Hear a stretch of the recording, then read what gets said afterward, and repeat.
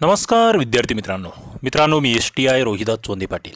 आज आपण MPSC अर्थात राज्यसेवा आणि कंबाईन ग्रुप BC याच्या पूर्व परीक्षेसाठी जे संयुक्त घटक आहेत त्यातील एक अत्यंत महत्त्वाचा घटक बघणार आहोत, तो म्हणजे सशस्त्र क्रांतिकारी चळवळ। इतिहासामधील एक महत्त्वाचा आणि भरवशाचा घटक म्हणून याच्याकडे आपल्याला बघावं लागेल। हा घटक आपण बघणार आहोत बी पब्लिकेशनच्या ठोकळ्यामधून, जो NCERT क्रमिक पुस्तकं सगळ्यांचा टच असलेला हा ठोकळा, ज्याला स्पर्धा परीक्षेचा पुणे पॅटर्न म्हणून सुद्धा आपण ओळखतो आहे। चला या ठिकाणी आजच्या लेक्चरला आपण सुरुवात करतो आहोत। या ठिकाणी क्रांतिकारकांचे कार्य सगळ्यात आधी तुम्हाला माहीत असलं पाहिजे, म्हणजे कोणता क्रांतिकारक कशाशी संबंधित आहे, त्यांनी कोणती चळवळ उभी केली, कोणती संघटना उभी केली। वासुदेव बळवंत फडके यांचा जन्म कुठलचा? शिरढोण पनवेलमधील। मग ही पनवेल कोणत्या जिल्ह्यामध्ये आहे हा एक महत्त्वाचा प्रश्न तुमच्या समोर तयार होतो। वासुदेव बळवंत फडके यांनी कोणत्या जमातीला संघटित केले असा प्रश्न विचारला तर रामोशींना संघटित करतायत। पुढे पुणा नेटिव्ह इन्स्टिट्यूट आहे, हा प्रश्न विचारला गेला आहे। Poona Native Institute 1874। पुढे भावे स्कूलमध्ये याचं रूपांतर आहे। दत्त महात्म्य हा एक ग्रंथ किती हजार ओवींचा, हेही तुम्हाला माहीत असलं पाहिजे, बऱ्याच ठिकाणी त्याचा उल्लेख आहे। आणि मग आद्य क्रांतिकारक, यांना आद्य क्रांतिकारक असं म्हटलं जातं। यांचं वकीलपत्र कोणी घेतलं तर ते ग.वा. जोशी। ग.वा. जोशी यांना कोणत्या टोपण नावाने आपण ओळखतो, त्यांची ती संस्था कोणती, आणि ग.वा. म्हणजे काय हेही तुम्हाला माहीत असलं पाहिजे। पुढे चापेकर बंधू। चापेकर बंधू म्हटल्यावर दोन बंधू आहेत, एक बाळकृष्ण आणि दुसरे दामोदर। यांनी प्लेग कमिशनर रॅन आणि लेफ्टनंट आयर्स्ट यांची हत्या केली। कुठे? गणेशखिंडीमध्ये। आता गणेशखिंड कोणत्या जिल्ह्यात असं विचारल्यावर मात्र तुम्ही अडकळायला नको, तुम्हाला उत्तर देता आलं पाहिजे। कमेंट बॉक्समध्ये मुद्दाम हे थोडंसं, ज्याचं वाचन चांगलं आहे ना ज्या विद्यार्थ्यांचं, त्यांना मी जे हे लहान उपप्रश्न विचारतो याचे उत्तरं देता येतील, आणि जे वरवर वाचतात त्यांना नाही जमणार ते। पुढे विदा सावरकर। विदा सावरकर स्वातंत्र्यवीर विनायक दामोदर सावरकर। जन्म कुठलचा? भगूर, जिल्हा नाशिक। 1900 मध्ये एक संघटना स्थापन करतायत जिचं नाव आहे मित्रमेळा। 1904 मध्ये मित्रमेळाचं रूपांतर कशात होतं आहे? अभिनव भारतमध्ये। परदेशामधून क्रांतिकार्य चालवले जाते। इंडिया हाऊसची छत्रपती शिवाजी शिष्यवृत्ती घेऊन इंग्लंडला गेले विदा सावरकर। मग हे इंडिया हाऊस कोणाचं होतं हा एक माझा प्रश्न खाली कमेंट बॉक्स तुमच्यासाठी आहे, फुकट आहे कमेंट करणं। काय? कमेंट करणे आणि लाईक करणे याच्यासाठी पैसे लागत नाही, ते फुकट आहे, त्याचे आम्हालाही पैसे मिळत नाही, कमेंटचे आणि लाईकचे फुकट आहे तुमच्यासाठी आणि आमच्यासाठी। मात्र ते केलं तर आम्हाला ऊर्जा भेटते, उत्साह भेटतो, आपले विद्यार्थी ॲक्टिव्ह असल्याचा एक दाखला म्हणून मी कमेंट्स आणि लाईककडे बघतो। पुढे श्यामजी कृष्ण वर्मा।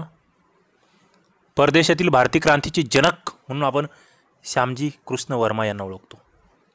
इंडिया हाऊसची स्थापना यांनी केली। आपण हे वरती तुम्हाला विचारलं मी इंडिया हाऊस कोणाचं? श्यामजी कृष्ण वर्मा।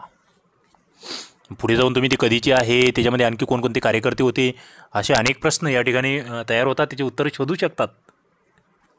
पुढे उच्च शिक्षण आणि शिष्यवृत्ती, जसं की छत्रपती शिवाजी शिष्यवृत्ती आहे, इतरही केल्या होत्या। मदत करण्याचं काम भारतीयांना या ठिकाणी श्यामजी कृष्ण वर्मा यांनी केलं। पुढे रासबिहारी बोस। व्हाईसरॉय लॉर्ड हार्डिंग्जवर बॉम्ब हल्ला करतायत, आझाद हिंद सेनेची स्थापना करतायत। हा महत्त्वाचा प्रश्न, इथे कन्फ्यूज झालं आहे, एकदा प्रश्न रद्दसुद्धा करावा लागला होता की आझाद हिंद सेना कोणी स्थापन केली, मग रासबिहारी बोस की सुभाषचंद्र बोस? बरेच जण अडकळतात, गोंधळतात, घाबरतात, मात्र उत्तर आहे रासबिहारी बोस। कधीची स्थापना आहे महत्त्वाचा मुद्दा आहे, कुठे स्थापना केली तोही महत्त्वाचा मुद्दा आहे। पुढे आहे सेनापती बापट। सेनापती बापट यांचं पूर्ण नाव काय हा माझा तुमच्यासाठी प्रश्न। अभ्यासू, हुशार, मेहनती विद्यार्थी नक्कीच उत्तर देतील। मग हे काय शिकले? रशियन क्रांतिकारकांकडून बॉम्ब बनवण्याची विद्या शिकले सेनापती बापट। भारतात प्रथम बॉम्ब विद्या आणण्याचं कार्य कोणी केलं? सेनापती बापट यांनी केलं। पुढे आहे चंद्रशेखर आझाद।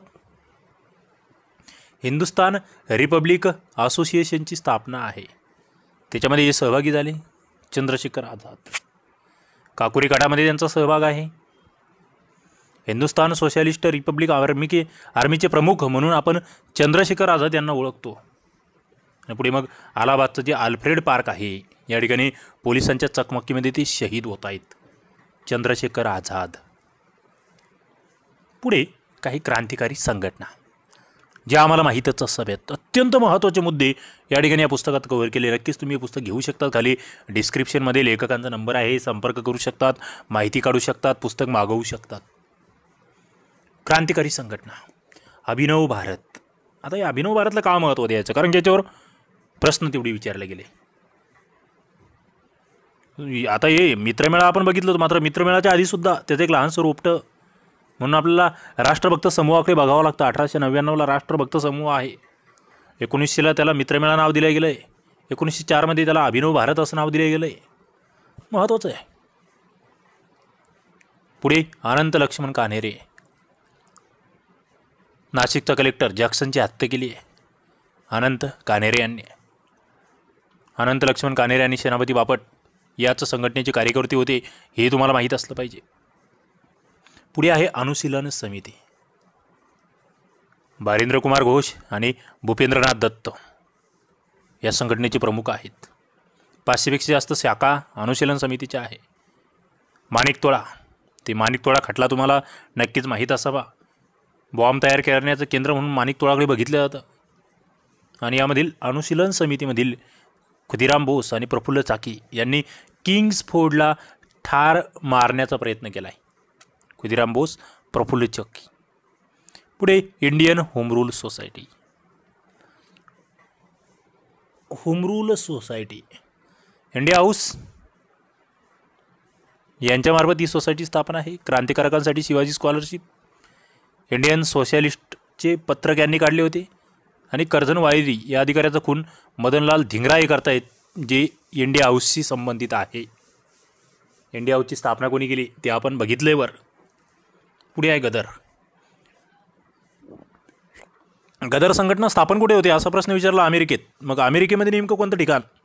उल्लेख आहे, आपण बघितलंय, क्रमिक पुस्तक आपण बघितले. या गदरचे सदस्य कोणते, प्रमुख नेते कोणते? लाला हरदयाळ, भाई परमानंद, डॉक्टर पांडुरंग सदाशिव कानखोजे नेते आहेत गदर संघटनेचे. 1913ला युगांतर आश्रम साप्ताहिक नंतर नाव बदलून गदर असं त्याचं नाव ठेवण्यात आलं. मुखपत्र होतं ते. आणि 21 फेब्रुवारी 1915ला या ठिकाणी उठावाचा प्रयत्न आहे गदरच्या वतीने. पुढे हिंदुस्तान सोशलिस्ट रिपब्लिकन आर्मी. मित्रांनो, एक महत्त्वाची संघटना. आता इथे हे जे सोशलिस्ट आहे हा शब्द फार महत्त्वाचा आहे. हा प्रश्न येऊन गेला आहे कंबाईनला की सोशलिस्ट हा शब्द कोणी त्या ठिकाणी ॲड करायचा सांगितला होता.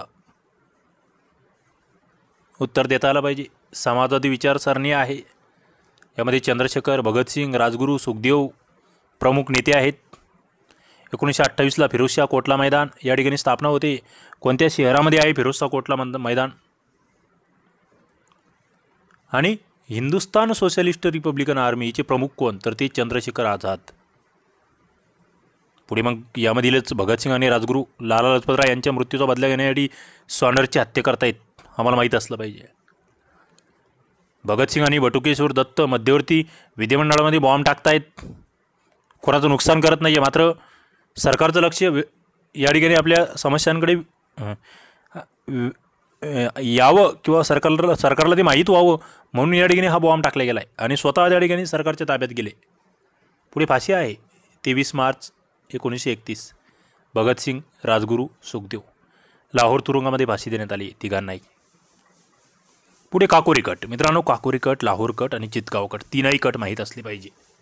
काकोरी कट यामधील सहभागी व्यक्ती चंद्रशेखर, रामप्रसाद बिस्मिल, योगेश चटर्जी, सचिंद्रनाथ सान्याल एकत्रित आहेत.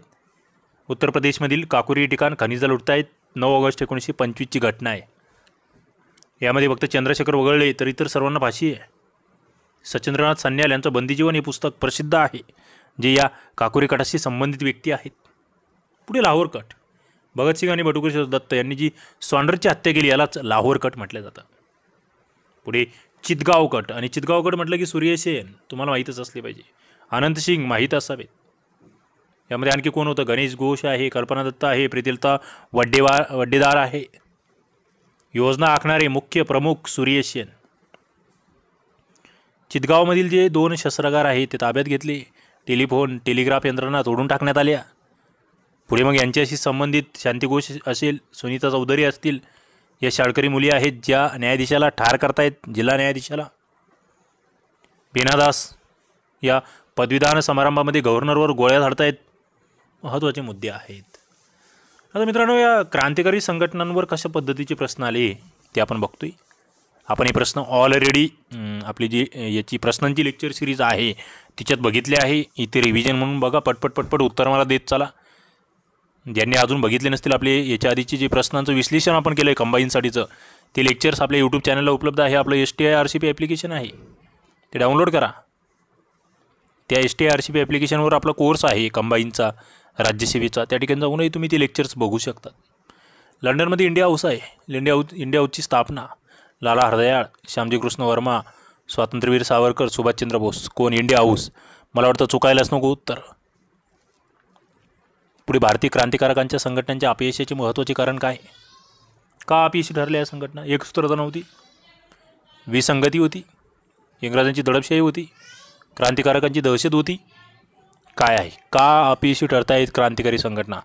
उत्तर द्यावं लागेल. एकच उत्तर आहे, STI 11चा प्रश्न. पुढे ब्रिटिश सरकार मदनलाल धिंगरा यांना फाशी देत आहेत. कधी? बघा, साल विचारलं गेलं आहे. फाशीचं साल 1860, 91, 1909. मदनलाल धिंगराला फाशी कधी दिली गेली?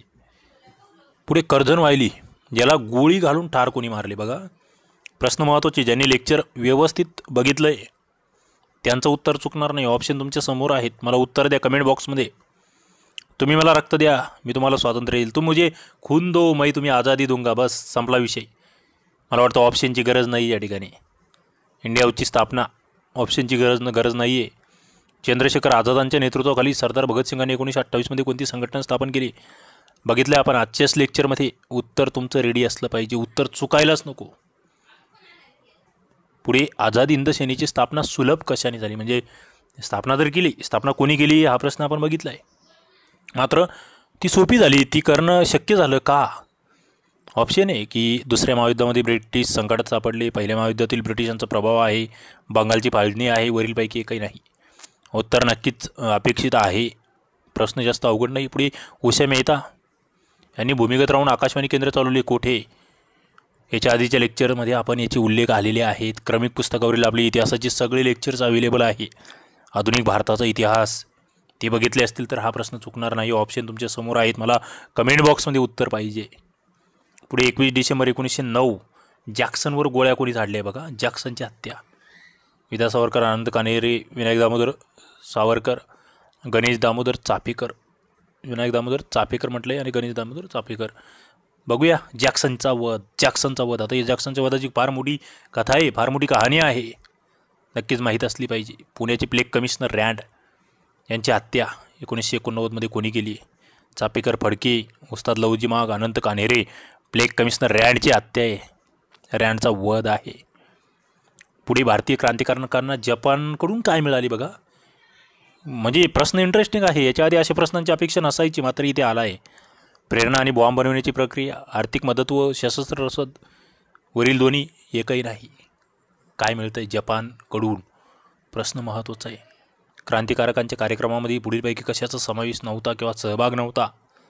भारतात शस्त्रास्त्रे तयार करणे, नसल्यास बाहेरून आयात करणे, श्रीमंतांकडून कोणत्या मार्गाने पैसे काढणे, रेल्वे लाईन, इतर यातायात साधनं यांच्यावर हल्ला करणे जेणेकरून ब्रिटिश अडचणीत येतील. आणि वरील सर्वांचाच यामध्ये सहभाग आहे, सर्व कार्यक्रमांचा. बघूया काय बरोबर आहे ते. पुढे श्रीपाद अमृत डांगे, शौकत उस्मानी, मुझफ्फर अहमद आणि नलिनी गुप्ता यांना ज्या खटल्यामध्ये 4 वर्षाच्या कारावासाची शिक्षा झाली तो खटला कोणता? बघा, डांगे, शौकत उस्मानी, मुझफ्फर अहमद आणि नलिनी गुप्ता.